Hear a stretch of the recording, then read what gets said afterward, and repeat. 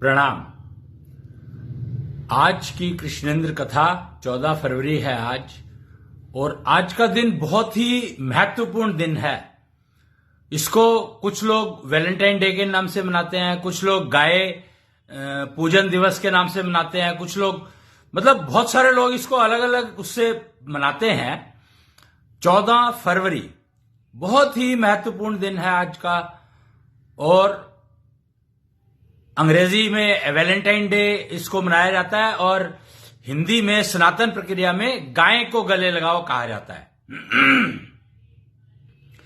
अब गाय भी जेंडर तो देखा जाए तो फीमेल ही है, और वैलेंटाइन डे में भी फीमेल को वो इंपॉर्टेंस दी जाती है नेचुरली। तो इसका बात तो फीमेल जेंडर की ही होती है 14 तारीख को। वो 14 फरवरी ही क्यों? आपको 14 फरवरी का महत्व क्या है? 14 फरवरी, वो तो नाम तो मैंने बता दिया कौन किस वजह से मनाता है, किस वजह से मनाता है। पर 14 फरवरी 14 तारीख का क्या मतलब है? 13वीं के बाद नई शुरुआत। 13वीं यानी किसी चीज की जब मृत्यु हुई होगी उसकी 13वीं की जाती है, शमशान में ले जाया जाता है, संस्कार किया जाता है, और उसके बाद 13वीं की जाती है। 13वीं का मतलब है कि 13 दिन में जिसकी मृत्यु हुई है उनको नया जन्म मिल जाता है, नया जन्म मिल जाता है। अब यहां पर मैं पुनर्जन्म की बात नहीं कर रहा हूं। आपको एक बहुत ही इंपॉर्टेंट इंफॉर्मेशन है जो समझनी पड़ेगी या समझनी चाहिए, कि मैंने यहां पर शब्द यूज किया नया शरीर मिल जाता है, नया जन्म मिल जाता है, वो पुनर्जन्म नहीं। तो कंफ्यूजन यहां पर क्या हुआ? कंफ्यूजन ये हो गया कि कुछ लोगों ने पुनर्जन्म को इस जन्म से जोड़ दिया। भयंकर भूल जिसको कहा जाता है। तो उसी भूल की 13वीं हुई है कल, और आज से नई शुरुआत हो रही है। तो जब मृत्यु की बात हो रही है तो नया जन्म आप मिला है उनको, पर पुनर्जन्म नहीं। जो कितनी इंटरेस्टिंग इंफॉर्मेशन है कि जन्म तो मिल गया पर पुनर्जन्म नहीं। तो पुनर्जन्म और जन्म में फर्क क्या है? तो यहीं पर 84 लाख योनियों की कहानी समझ में आती है। 84 लाख योनियां यानी 84 लाख तरह के शरीर, यानी 84 लाख तरह के बीज, भौतिक बीज, फिजिकल सीड्स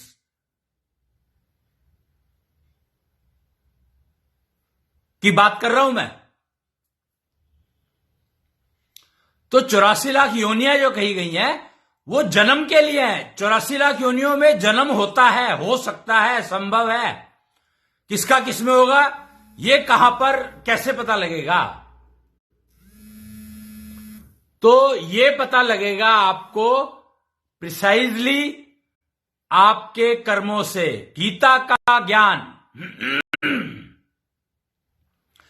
यहां पर ही गीता का ज्ञान समझने की आवश्यकता है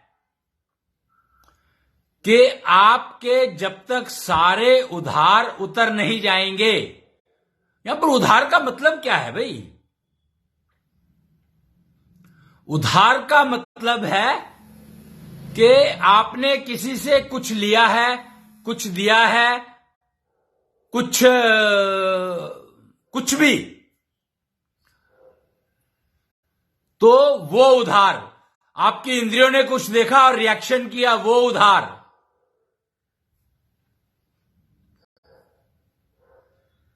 कृष्ण ने गीता का ज्ञान दिया था महाभारत में, हरियाणा कुरुक्षेत्र से।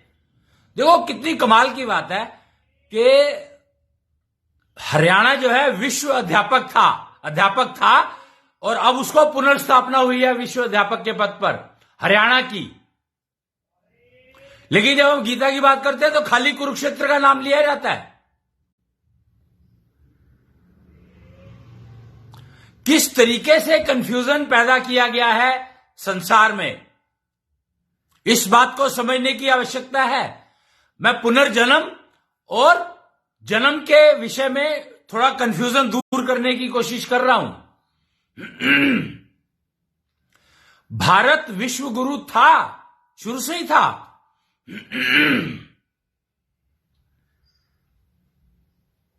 पर कौन सा भारत?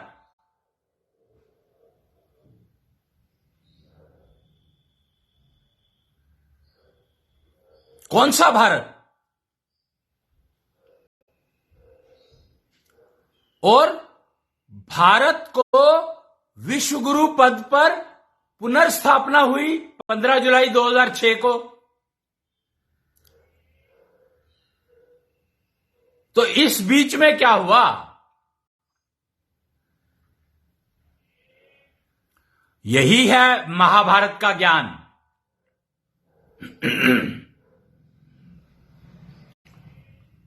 यही है महाभारत का ज्ञान कि भारत बना था परीक्षित, पहले राजा थे उसके, युधिष्ठिर नहीं थे। युधिष्ठिर पहले राजा नहीं थे पूरी पृथ्वी के, परीक्षित थे। इसीलिए परीक्षित के बारे में कोई चर्चा नहीं है ज्यादा। उनके बारे में तो सिर्फ मृत्यु की बात करी जाती है कि उनको अकाल मृत्यु हुई थी उनकी, वो तक्षक सांप के काटने से, नाग के काटने से।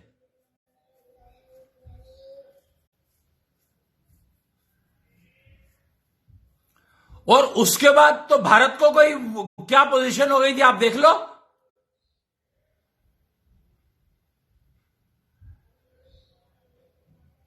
यहां तक कि महाकाल जो समय का रेफरेंस है, कंफ्यूजन के कारण वो भी शिफ्ट कर दिया गया।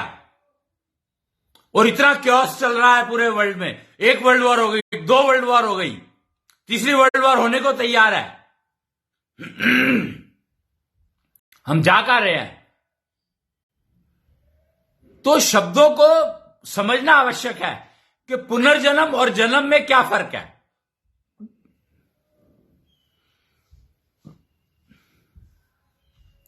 बात 13वीं की हो रही थी, आज 14 तारीख है। 14 तारीख को हम समझने की कोशिश कर रहे थे कि 14 तारीख को वैलेंटाइन डे क्यों मनाया जाता है और 14 तारीख को गाय गले लगाओ का अभियान क्यों चलाया जाता है, क्यों चलाया गया है।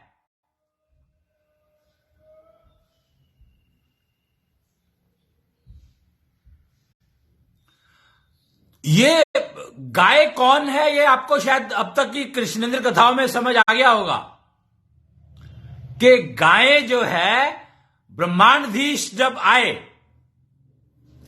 पहले ना एक इंद्र हुआ करते थे, अगर आपको पता हो, समझ हो तो। इंद्र होते थे जिनको कोई भी जीत लेता था, थे ना इंद्र। तो इंद्र एक गद्दी का नाम है एक्चुअली, और उसके ऊपर जो बैठते थे वो इंद्र हो जाते थे, इंद्र कहलाते थे। तो कौन कौन कितने लोग बैठे उसके ऊपर? अर्जुन के पिता इंद्र,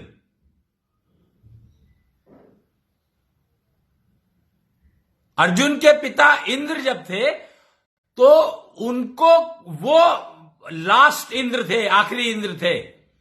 उससे पहले जो इंद्र थे उनको मेघनाथ ने भी हराया, रावण ने भी हराया, कुंभकर्ण ने भी हराया, हिरण्य, मतलब पता नहीं किस किस ने हराया, उनको भगा देते थे, क्या क्या चलता था।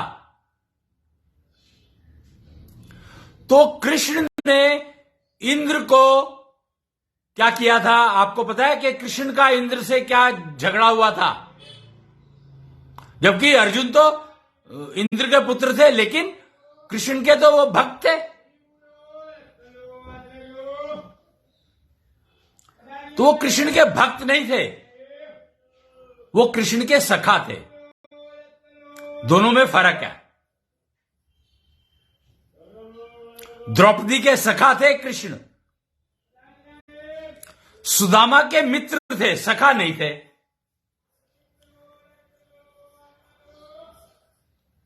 और गोप गोपियों के साथ क्या कनेक्शन था ये नहीं पता मेरे को।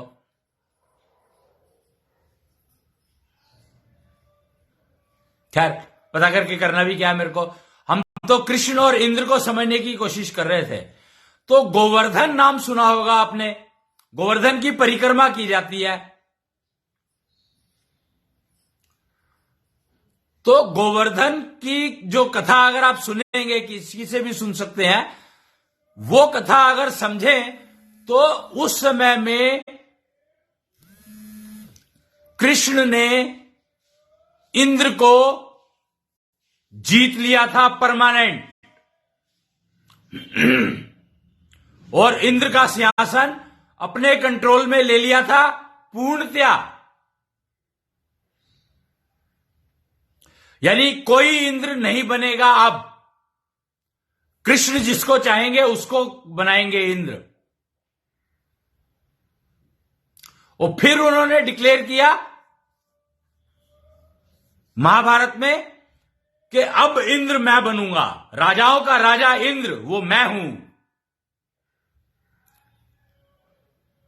तो कृष्ण ने इंद्र को जब पराजित किया और उसके बाद इंद्र गद्दी को अपने हाथ में ले लिया। जब रावण ने पराजित किया था तो अपने हाथ में नहीं लिया था। मेघनाथ ने भी इंद्र को हरा करके छोड़ दिया था, कुंभकर्ण ने भी यही, सभी यही करते थे। कहते हैं इंद्र भी बनने का कोई फायदा है ही नहीं, इंद्र बनने का क्या मतलब है यार, बेकार है। उनको समझ ही नहीं आया कि इंद्र बनने का मतलब क्या है। तो वो जीत तो लेते थे, इंद्र जीत तो कहलाए वो, लेकिन इंद्र की गद्दी पर बैठे नहीं वो। उन्होंने इंद्र की गद्दी पर अधिकार नहीं किया। कृष्ण ने पहली बार अधिकार किया था इंद्र की गद्दी पर कि अब इंद्र और कोई नहीं होगा, मैं ही बनूंगा।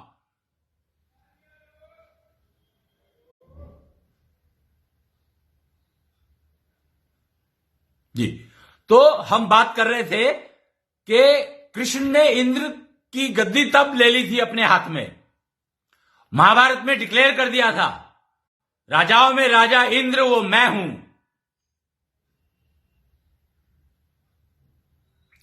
अब डिक्लेयर तो उन्होंने कर दिया, पर ये क्या समझ में आया किसी को? भगवान जाने क्या समझ में आया क्या नहीं आया समझ में। उन्होंने तो बहुत कुछ डिक्लेयर किया था। उन्होंने कहा इंद्रियों में इंद्रियों का राजा मैं। क्या ये बात समझ आई किसी को? नहीं आई। राम बसे मेरे रोम रोम कहते तो सारे, पर इसका मतलब समझ आया? नहीं आया।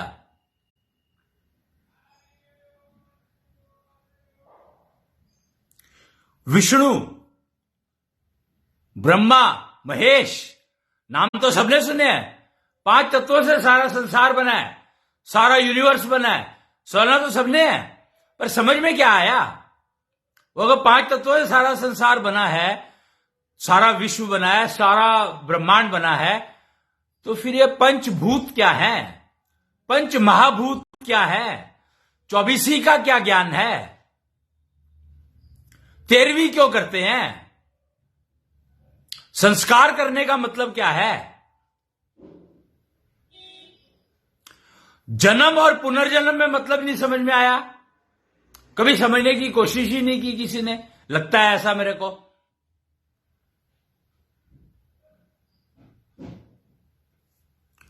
तो ये आप समझो कि जैसे भारत विश्व गुरु के पद पर पुनर्स्थापित हुआ था 2006 15 जुलाई को, ऐसे ही विश्व अध्यापक के पद पर हरियाणा पुनर्स्थापित हुआ था 24 दिसंबर 2022 को।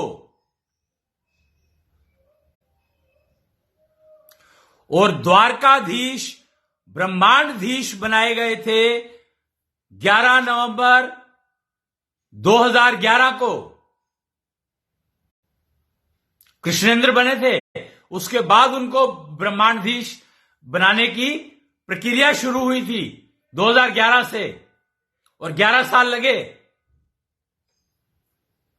और 2022 में कृष्णेंद्र बने वो, और फिर ब्रह्मांडधीश बने। और कृष्णेंद्र बने कहां पर? गौशाला में। और विश्वगुरु, भारत विश्वगुरु कहां पर डिक्लेयर हुआ? गौशाला में। पर ये दोनों अलग अलग गौशालाएं हैं, एक कुरुक्षेत्र के इस तरफ, एक कुरुक्षेत्र के उस तरफ। मतलब एक कुरुक्षेत्र के साउथ में और एक कुरुक्षेत्र के नॉर्थ में। कमाल है, कमाल। नॉर्थ ईस्ट डायरेक्शन होगी मेरे ख्याल से वो, और वो साउथ वेस्ट। हमने दिशाओं का ज्ञान ही गड़बड़ कर दिया सारा का सारा। सूर्य उदय होता है ईस्ट से, ऐसा कहा जाता है। तो भैया सूर्य ईस्ट से अगर खाली होता है तो ईस्ट कितना बड़ा मानते हो आप?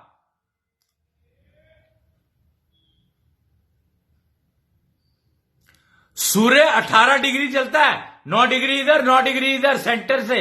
वो सेंटर कहां है?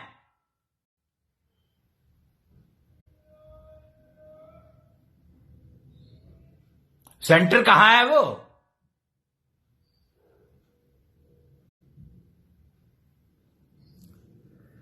और उस सेंटर का जान के हम करेंगे क्या? उस सेंटर का जान के हम करेंगे क्या? तो उस सेंटर का जान करके हम लोग ये जो नेचुरल सीजन चेंज होते हैं उसका पता लग जाता है। करेंगे क्या? आपको कुछ मतलब ज्ञान तो है नहीं, संस्कृति, सनातन संस्कृति की टेक्नोलॉजीज को तो समझा नहीं किसी ने, कि जब सूर्य उत्तरायण होता है और जब सूर्य दक्षिणायन होता है और जब सूर्य केंद्र मध्य से गुजरता है,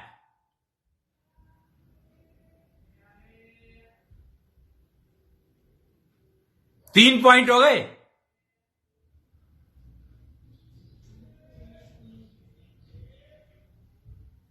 तो सूर्य की कितनी मूवमेंट हो गई? एक ईस्ट से वेस्ट जाता है, एक साउथ से नॉर्थ जाता है, एक नॉर्थ से साउथ जाता है। तीन दिशाओं में चलता है सूर्य। चंद्रमा की बेचारे की कोई बात नहीं करता यहां पर। चंद्रमा की कोई बात करना ही नहीं चाहता। चंद्रमा के बारे में ज्ञान ही नहीं है किसी को। एक ना छोटी सी पोयम है, वो अश्विनी सुगंध के नाम से, पता नहीं वो कहां है, मेरे पास है कि नहीं है नहीं मेरे ख्याल से। वो कहती है, दिन भर तो था सूरज का डेरा, चांदनी लाएगी अब अंधेरा। दिन भर तो था सूरज का डेरा, चांदनी लाएगी अब अंधेरा। पूर्णिमा को तो सबने था घेरा, अमावस में दिखा कृष्ण मेरा। कृष्णांश जागा हुआ तब सवेरा, अश्विनी सुगंध को जिसने भी खेरा। मतलब कमाल की पोएम है ये। अश्विनी सुगंध है इसका नाम। और क्या कह रही है ये, कि दिन भर तो था सूरज का डेरा, चांदनी लाई है अब अंधेरा। मतलब कमाल है, चांदनी अंधेरा लेकर आती है और चांदनी सबको पसंद है। हर इंसान, हर योनि, 84 लाख योनियां बताई गई हैं, सभी को चंद्रमा पसंद है। सूर्य तो बहुत कम लोगों को पसंद है, बहुत कम योनियों को पसंद है। पता है आपको ये बात? मतलब कमाल है। सूर्य कितने कम लोगों को पसंद है, कम योनियों को पसंद है, और चंद्रमा सारी योनियों को पसंद है। 84 लाख की 84 लाख। एक भी योनि ऐसी नहीं है जो चंद्रमा से नफरत करती हो। कारण, क्या आप इस कारण का अंदाजा लगा सकते हैं? बहुत सिंपल सा है कि चंद्रमा में कृष्ण और कृष्णांश दोनों होते हैं। सूर्य में सिर्फ कृष्णांश होते हैं। चांद नील कृष्ण क्या है ना, वो आखिरी लाइन बताई थी जो मैंने।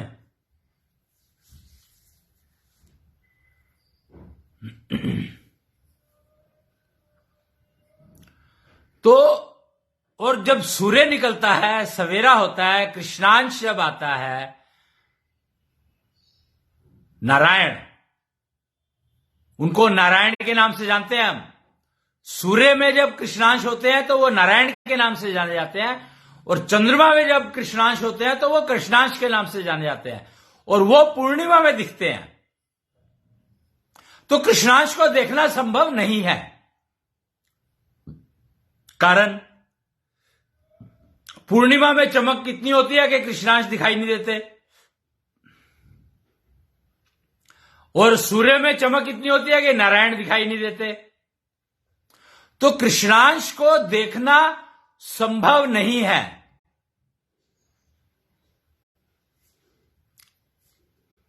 और वो होते हैं, एक ना अभी बोला ना, जैसे अश्विनी सुगंध को जिसने बिखेरा। अश्विनी सुगंध क्या है? अश्विनी सुगंध है हवा की ऊर्जा, उसी का नाम है कृष्णांश।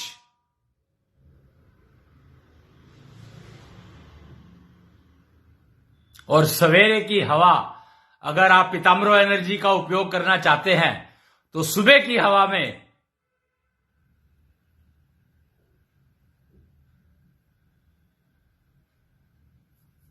समय बिताएं, वो करें।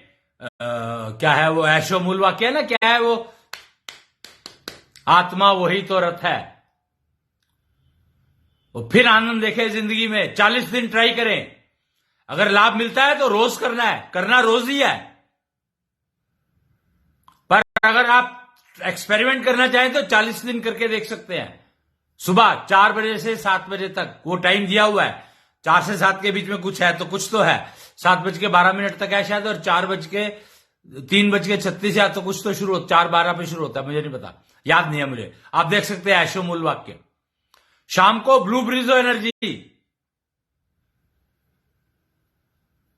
और दूसरा है क्या है, एक तो ऐशो मूल वाक्य है, एक और भी कुछ है, गाय ज्ञानिता। गाय ज्ञानिता शाम को काम करती है। तो आज वैलेंटाइन डे पर आप कन्याओं को खास निर्देश हैं, ये आदेश हैं, निर्देश हैं ब्रह्मांडीश दरबार से। अगर वो आज से गाय ज्ञानिता का पाठ शाम को जो भी समय दिया हुआ है उसके हिसाब से करती हैं तो उनको ब्लू ब्रिजो एनर्जी प्राप्त होने लगेगी 40 दिन के बाद।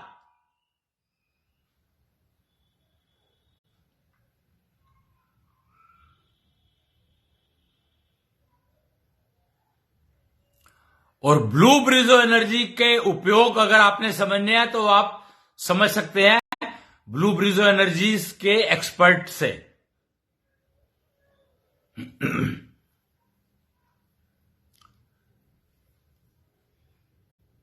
तो हम लोग जो बात कर रहे थे, कन्या, आज 14 तारीख है, तो जेंडर, और 13 के बाद 13वीं और 14, तो इसमें पुनर्जन्म और जन्म को हमने समझने की शुरुआत की थी।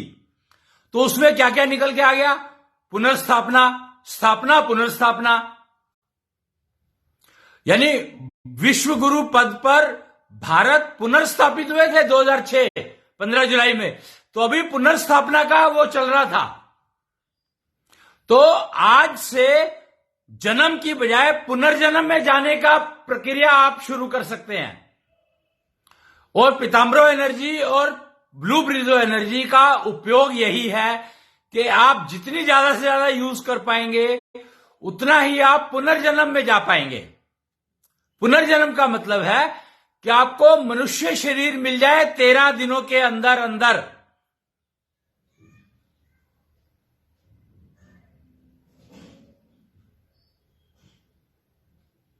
तो पुनर्जन्म का मतलब है कि जिस योनि में मैं हूं वही योनि मुझे आगे मिल जाए, इसको कहते हैं पुनर्जन्म।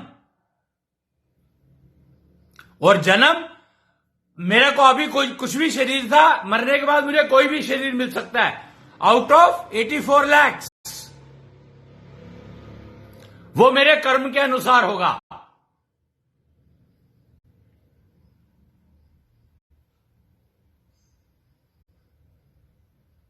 वो मेरे कर्म के अनुसार होगा। तो पुनर्जन्म की कोशिश शुरू कर देनी चाहिए जितनी जल्दी हो सकता है। आज से वो शुरुआत हो गई है। 14 फरवरी 2023 इस दिन को आप रिकॉर्ड कर लें कि पुनर्जन्म प्राप्ति की तपस्या का दिन शुरू हो गया है आज से। जन्म तो मिल ही जाएगा, पर अगर आपको मनुष्य शरीर में जन्म चाहिए तो पुनर्जन्म की प्रक्रिया में आज से ही शुरू हो जाएं।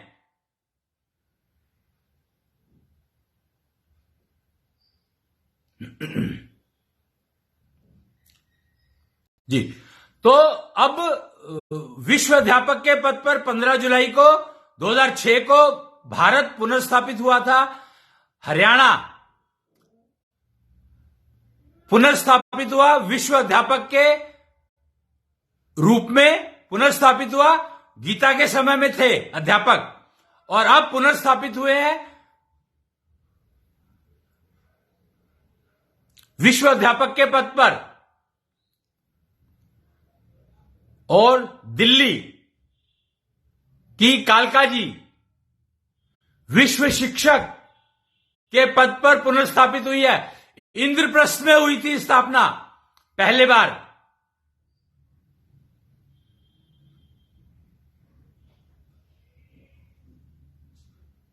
और अब कालका जी दिल्ली विश्व शिक्षक के रूप में पुनर्स्थापित हुई थी 11 तारीख को, 11 नवंबर 2011। विश्व अध्यापक के पद पर 24 दिसंबर 2022 और विश्व गुरु के पद पर 15 जुलाई 2006।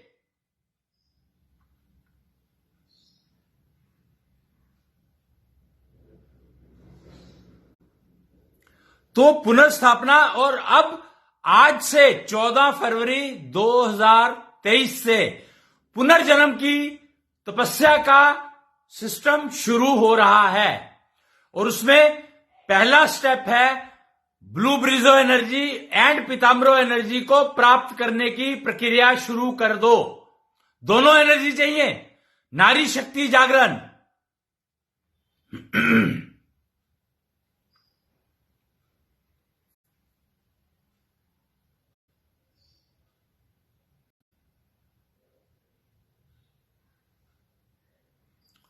और निश्चल हवन रोज का, अगर इन दोनों प्रक्रियाओं के साथ जोड़ लोगे तो और भी अच्छा रहेगा।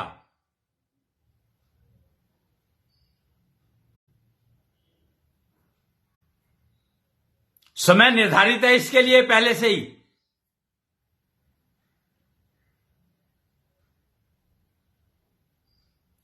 तो पुनर्जन्म और जन्म का फर्क मेरे ख्याल से समझ में आ गया होगा, और इसीलिए इतना कंफ्यूजन रहा कि हमने जन्म को ही पुनर्जन्म बोल दिया, इसीलिए लोग समझ नहीं पाए। जबकि पुनर्जन्म का मतलब है वही शरीर मिल जाए जो छोड़ा था पिछली बार, और जन्म का मतलब है कोई भी शरीर मिल जाए। सूर्य और चंद्रमा का फर्क मैंने बता दिया। कृष्ण के, अगर आप कृष्ण को देखना चाहते हैं तो अमावस में दिखेगा, कृष्णांश को देखना संभव नहीं है, तो उसको आप उपयोग कर सकते हो। वो हवा की ऊर्जा में अश्विनी सुगंध के रूप में बैठा है, उसी का नाम है कृष्णांश। तो जैसे जैसे आपका कृष्णांश आपके अंदर आता चला जाएगा, वो अश्विनी सुगंध आपके अंदर एब्जॉर्ब होती चली जाएगी। वैसे वैसे ही आपके अंदर आपका जो वो है ना, क्या कहते हैं, नारी शक्ति इंप्रूव होती चली जाएगी और चेहरे पर चमक आती चली जाएगी। शुक्र का प्रभाव दिखाई देने लगेगा। आपको पता है, पूर्णिमा के चांद से ज्यादा चमक होती है शुक्र ग्रह में।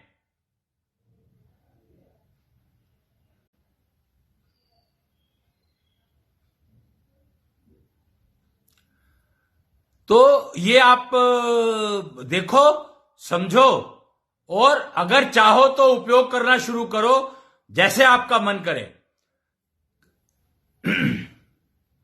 इसके अलावा क्या प्रक्रिया, क्या करना है आपको अपने लिए कस्टमाइज्ड है, तो वो आप कृष्णांश ज्योतिष कार्यालय से अपनी जानकारी प्राप्त कर सकते हो। ये तो जनरल पर्पस बताए मैंने, ब्लू ब्रिजो, पीताम्बरो एनर्जी जनरल पर्पस बताए हैं, हर कोई कर सकता है इनको। तो इनसे आपकी नारी शक्ति इंप्रूव होने लगेगी। और एक्चुअली क्या है कि नारी शक्ति का उपयोग होता है कैरियर में सबसे ज्यादा, फिर परिवार बनाने में, निर्माण में, परिवार निर्माण में, फिर समाज निर्माण में, फिर राष्ट्र निर्माण में। परिवार वासुदेव कुटुंबकम, वासुधैव कुटुंबकम।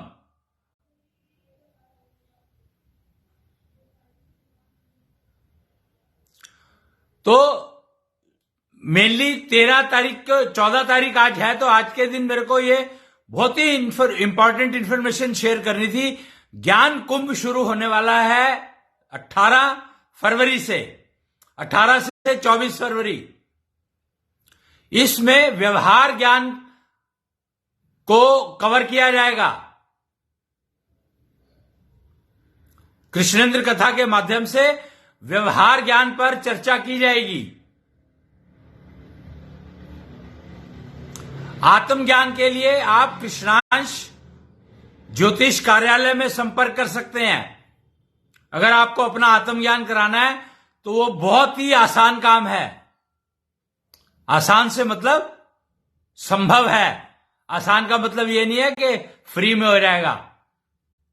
आसान का मतलब है संभव है। आत्मज्ञान डेफिनेटली संभव है कृष्णांश ज्योतिष कार्यालय में, पर महंगा है, कॉस्टली है। स्पेशलिस्ट हमेशा कॉस्टली होते हैं हर जगह पर। हार्ट स्पेशलिस्ट की कॉस्ट कितनी ज्यादा होती है देख लो आप, जबकि वो आपको काटता है। आत्मज्ञान के लिए तो आपके पास कृष्णांश ज्योतिष कार्यालय के अलावा और कोई है या नहीं है मुझे मालूम नहीं है। ढूंढ सकते हो आप, खोज सकते हो, आपको ही खोजना पड़ेगा, पर है। कृष्णांश ज्योतिष कार्यालय डेफिनेटली है और इसकी कई ब्रांचेस भी हैं। निश्चल टेम्पल जहां पर भी लगा होगा, जहां पर भी ब्रह्मांडधीश की गद्दी लगी होगी, वहां पर आपको इस कृष्णांश ज्योतिष कार्यालय की ब्रांच मिल जाएगी।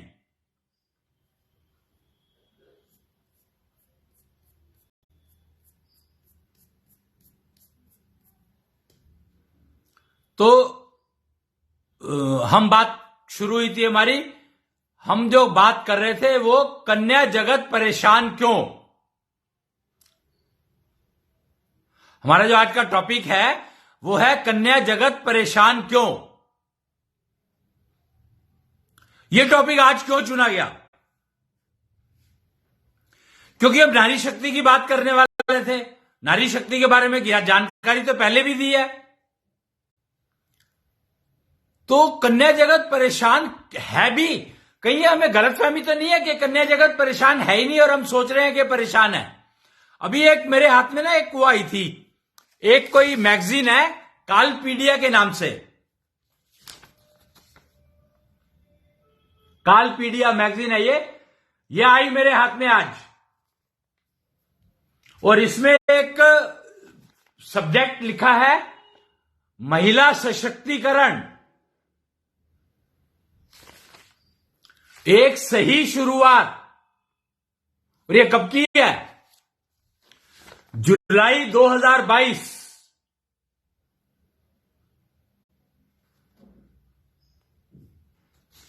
देख सकते हो आप, अगर मैं आपको देखता हूं, अगर ऐसे दिखा पाया तो एक मिनट जरा आप, जी ये देखिए, ये कालपीडिया मैगजीन है और इसमें महिला सशक्तिकरण एक सही शुरुआत और जुलाई 2022 आप ये देख सकते हैं।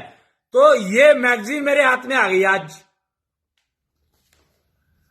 ये कोई पुरानी मैगजीन है वैसे तो, और एक ये आर्टिकल जो महिला सशक्तिकरण एक सही शुरुआत है, ये लिखा है, देखिए क्या लिखा है, ये जारी प्रथा के मुख से। मैं ये आर्टिकल पढ़ के सुनाना चाहता था आपको, तो देखता हूं मैं पढ़ पाऊंगा तो। क्या लिखते हैं ये जारी प्रथा, क्या लिखती हैं? आजकल महिला सशक्तिकरण का मुद्दा बहुत प्रखरता से प्रसारित हो रहा है, परंतु महिला सशक्तिकरण के मायने क्या हैं? विश्व की आधी आबादी महिला है। यदि महिलाएं सशक्त नहीं होंगी तो एक परिवार बनाना असंभव है। एक सशक्त महिला ही एक सशक्त परिवार बना, सशक्त परिवार, सशक्त समाज और एक सशक्त राष्ट्र बना सकती है। क्या इसका मतलब यह है कि महिला को राष्ट्रपति बना दे या प्रधानमंत्री बना दे? नहीं, हर परिवार ही जब महिला बनाती है तो हर परिवार में एक महिला सशक्तिकरण की आवश्यकता पड़ेगी। परिवार ही ठीक नहीं होगा तो राष्ट्रपति और प्रधानमंत्री आप महिला बना भी दे तो फर्क पड़ने वाला नहीं है। महिला प्रकृति की एक बहुत सुंदर रचना है। प्रकृति ने महिला को मां बनने का गौरव प्रदान किया। अब सोचो कि मातृशक्ति की बात तो सब करते हैं, पर नारी शक्ति के बारे में किसी को पता ही नहीं है। और अगर आपकी नारी शक्ति ठीक नहीं है तो आपकी मातृत्व शक्ति नेगेटिव हो जाएगी। आपको पता है आजकल मां बेटियों में और मां और बच्चों में बनती नहीं है। मां को छोड़ के चले जाते हैं लोग वृद्धाश्रम में, या ऐसे ऐसे एग्जाम्पल दिखाए गए हैं टीवी पर कि बेटा अपनी मां को एयरपोर्ट पे छोड़कर चला गया, बेटा अपनी मां को रेलवे स्टेशन पर छोड़कर चला गया। ये एग्जाम्पल आज उपलब्ध है। ये क्यों हो रहे हैं ये एग्जाम्पल? सोचकर देखो। वो फिर उसका जो वो आया, क्या कहते हैं, जब उसका रूट कॉज, कारण ढूंढने की कोशिश की, कारण क्या है। हम लोग बात करते हैं, हम ये कृष्णेंद्र कथा कर रहे हैं, उसमें हम ढूंढ रहे हैं कारण क्या है, किस समस्या का कारण क्या है। रूट कॉज डायग्नोस्टिक चल रहा है कृष्णेंद्र कथा के माध्यम से। तो कारण समझ में आया कि जो बेटा छोड़कर गया उसकी पत्नी ने उनको सिखाया। यानी औरत ही औरत की दुश्मन, सास और बहू की नहीं बनती, औरत ही औरत की दुश्मन। मां बेटे की नहीं बनती, मां बेटी की नहीं बनती। और अभियान चलाते हैं महिला सशक्तिकरण, जेंडर इक्वेलिटी। क्या कर क्या रहे हैं हम लोग? महिला प्रकृति की एक बहुत सुंदर रचना है।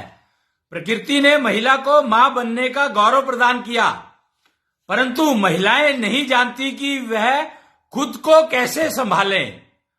अब इमेजिन कि आप अपने आप को संभालना नहीं जानती। क्या कह रही है ये परंतु महिलाएं नहीं जानती कि वह खुद को कैसे संभालें। महिलाओं को ठीक देख रेख ना मिलने के कारण वह बीमार है। मतलब महिलाएं बीमार है, उनको पता भी नहीं है कि वो बीमार है। तो सशक्तिकरण किस चीज का मांग रही है वो? क्या रोगों से लड़ने के लिए सशक्तिकरण नहीं चाहिए उनको? हैरान हूं मैं। विश्व के विकसित देशों में भी यह समस्या बहुत मुखर है कि महिला उम्र के किसी ना किसी पड़ाव पर स्वयं को अकेला, बीमार और असुरक्षित पाती है, जिसका कारण है कि उन्हें स्वयं ही नहीं पता कि उनकी जरूरतों, इच्छाओं को कैसे पूरा करें। मतलब कमाल है कि मुझे ही नहीं पता कि मैं क्या करता हूं, मैं क्या करूंगा, क्या करना चाहिए, मुझे अपने बारे में नहीं पता। हद है, अज्ञानता की हद है, हद। तो आइए आज समझते हैं कि महिला सशक्तिकरण अभियान की सही शुरुआत कहां से हो। यह जानने के लिए प्रकृति की ओर देखना आवश्यक है। प्राकृतिक तौर पर हर कन्या को इतनी शक्ति मिलती है, सिक्स्थ सेंस, कि वह ना सिर्फ अगली पीढ़ी को जन्म देती है बल्कि उसे पालती भी है। ओहो, कंफ्यूजन यहां पर है कि अगली पीढ़ी को जन्म देती है, यही कंफ्यूजन है। वो अगली पीढ़ी को पालती है, जन्म नहीं देती है। अब समझ में आया कि ये क्या प्रॉब्लम कहां से शुरू हुई, कि जन्म और पुनर्जन्म इसीलिए मुझे सिखाना पड़ा, बताना पड़ा कि वह ना सिर्फ अगली पीढ़ी को जन्म देती है बल्कि उसे पालती भी है। तो यह गलत है। यहां पर होना चाहिए कि वो अगली पीढ़ी को पालती वही है, पालने की सारी जिम्मेदारी उसी को मिली है, पर जन्म वो नहीं देती है, जन्म पुरुष देता है। यही पहला कंफ्यूजन है। तो यह कंफ्यूजन दूर करना बहुत जरूरी है। महिला का शारीरिक बल कुछ कमजोर भले ही लगता हो, परंतु उसमें मानसिक बल, आत्मिक बल, विपरीत परिस्थितियों को डटकर सामना करने की साहस समांतर बहुत अधिक होता है। पर शारीरिक बल कम कहां होता है भाई? शारीरिक बल तो कम अपने आप ही हो गया जब आपको यह कंफ्यूजन रहा कि आप जन्म देती हो, तो इसीलिए आपका शारीरिक बल कम हो गया। नहीं तो आपका शारीरिक बल कम हो ही नहीं सकता। आप तो दो को एक साथ पालती हो। आपके गर्भ में जब बच्चा होता है तो आप दो को एक साथ पाल रही हो, एक ही शरीर में। तो शारीरिक कमजोर कैसे हो सकती हो ही नहीं सकती। प्रकृति ने महिला को जन्म से ही सशक्त बनाया है, परंतु विडंबना यह रही है कि महिलाएं अपनी देखरेख करना सीख ही ना सकी। कोई किसी ने सिखाया नहीं, जिसका परिणाम यह हुआ कि समय के साथ उन्हें यह एहसास होने लगा कि वह कमजोर और अबला है। ओहो, अबला शब्द का मतलब ही समझ में नहीं आया। अबला क्यों कहा गया उनको? क्योंकि उनमें अबला, आ के पीछे ब्रह्मांड छुपा है। तभी तो प्रॉब्लम आई कि हम अक्षरों को नहीं समझे तो शब्द कैसे समझ में आएंगे। शब्द को ब्रह्म कहा गया है, पर अक्षर जो कभी क्षय नहीं होते, और आ के पीछे पूरा ब्रह्मांड छुपा है। तो आपको अबला कह करके आपका शारीरिक जो वो था, मजबूती थी, स्ट्रेंथ थी, वो खत्म कर दी गई, छुपा दिया। आपके बल को छुपा दिया गया अबला कहकर। अबला, आ के पीछे पूरी की पूरी बल। तो एहसास होने लगा कि कमजोर और अबला है। तो अब आप अबला को आ हटा दो, सबला सा मत लगाना, सबला मत हो जाना, नुकसान होगा।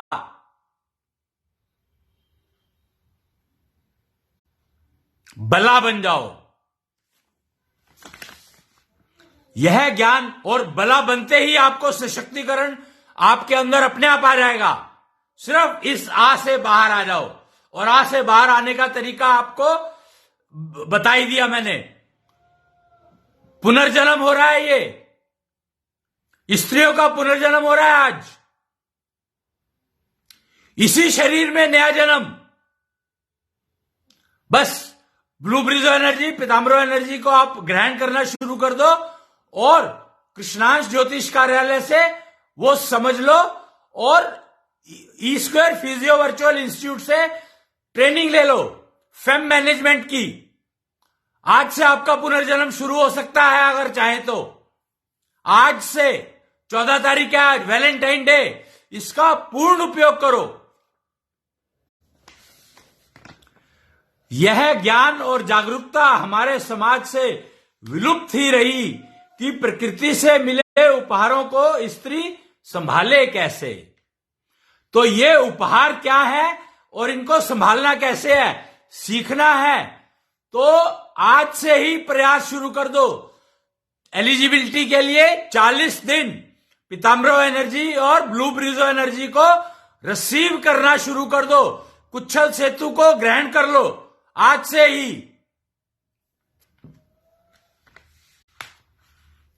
लेकिन अब समय परिवर्तन का है। यहां एक और नारियों ने अपने लिए आवाज बुलंद करनी शुरू की है, वहीं दूसरी ओर अब उन्हें नारी ज्ञान और डब्ल्यू साइंस जैसे विषयों पर चर्चा भी शुरू करनी चाहिए। तो आज का दिन सर्वोत्तम है कि आप डब्ल्यू साइंस यानी वुमेन साइंस और नारी ज्ञान जैसे शिक्षा के उस पर शुरू के। विश्व शिक्षक कालकाजी 11 नवंबर को बन गया था। तो विश्व शिक्षक उपलब्ध है, विश्व अध्यापक उपलब्ध है और विश्व गुरु उपलब्ध है। जो चाहो, जैसी चाहो, हर तरह का ज्ञान, हर तरह की शिक्षा अवेलेबल है, उपलब्ध है, उपयोग करो। आज के इस टेक्नोलॉजी के युग में ऐसी टेक्नोलॉजीज के प्रसार पर जोर देना होगा जिससे महिलाएं अपने आप को प्राकृतिक तौर पर सशक्त कर सकें। ये कह रही है जारी प्रथा, दिख रहा होगा आपको, ये लेख है महिला सशक्तिकरण एक नई शुरुआत। तो ये जुलाई 2022 में तो छप गया था, प्रिंट हो गया था। तो सोचो इसके बारे में कब से चर्चा चल रही होगी। खैर, तो मैंने आपको आज थोड़ा सा कन्या जगत परेशान क्यों है उसका मूल कारण आपको पता लग गया होगा कि डब्ल्यू साइंस नारी ज्ञान गायब था, मिसिंग था, इसके बारे में कोई चर्चा नहीं करी। औरत पुराण जो कि कुच्छल वेद की देन है, उसके बारे में कोई जानकारी है ही नहीं मार्केट में। तो उसको समझे और उसका उपयोग करें। और एक और छोटी सी पुस्तक मैं आपको दिखाना चाहूंगा यहां पर। ये वयस्कता की ओर बढ़ते कदम, ये पुरानी 18 रुपए की थी, आजकल तो शायद ये 18,000 रुपए की हो गई होगी। बहुत महंगी है ये पतली सी किताब है, 15-16 पेज की होगी, पर बहुत महंगी किताब है ये। इसमें इतना ज्ञान है कि कोई हिसाब किताब है ही नहीं। Dedicated to younger generation moving in the next orbit of life. 14वें साल में कन्याएं नेक्स्ट ऑर्बिट में चली जाती हैं। पता है आपको, 14वें साल में नेक्स्ट ऑर्बिट शुरू हो जाता है उनका। जिसका नेक्स्ट ऑर्बिट 14वें साल में ना शुरू हो तो इसका मतलब वो कोई ना कोई रोग लेकर के चल रही है, अपनी जिंदगी को बिता रही है। 14 से पहले शुरू होता है तो रोगी है और भयंकर रोगी है, और 14 के बाद शुरू होता है तो कोई रोग आने वाला है। 14वां साल ही इंपॉर्टेंट है कन्या के जिंदगी का, मेल की जिंदगी का क्यों नहीं? तो मेल की जिंदगी का भी, लड़कों की जिंदगी का भी 14वां साल बहुत इंपॉर्टेंट होता है सबके लिए, तो इसको वेस्ट मत कर देना। पुनर्जन्म की तैयारी अभी से शुरू कर दो, 14वें साल से ही। और आपको पता ही है कि 2 ब्लू ब्रिजो और पीताम्बरो एनर्जी तो रिसीव करनी शुरू कर ही दो, और अपना अपना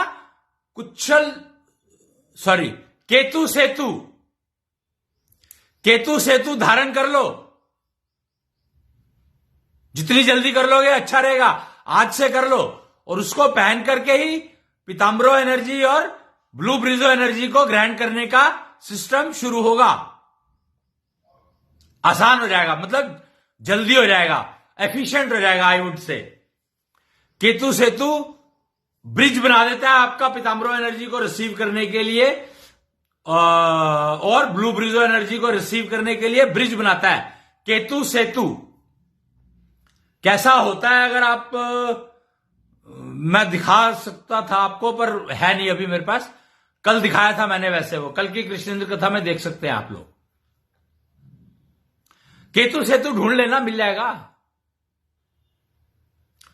तो आज के लिए आज का सत्र मैं अब यहीं पर समाप्त करूंगा, क्योंकि आज मैंने कन्या जगत परेशान क्यों है का आधार यानी फाउंडेशन यानी रूट कॉज बताना था और उससे निकलने का रास्ता दिखाया। तो आज का सत्र अब मैं यहीं पर समाप्त करूंगा, और हम लोग गाय ज्ञानिता से इसको सत्र को समाप्त करते हैं। गाय ज्ञानिता क्या थी वो, चलो मेरे को याद तो है ही। इतनी शक्ति हमें दे न माता, मन पे विश्वास कमजोर ना हो। इतनी शक्ति हमें दे न माता, मन पे विश्वास कमजोर ना हो। अनेक रास्तों में है एक रास्ता, भूल कर भी कोई भूल ना हो। इतनी शक्ति हमें दे न माता, मन पे विश्वास कमजोर ना हो। ब्रह्मांडधीश कृष्णेंद्र की जय।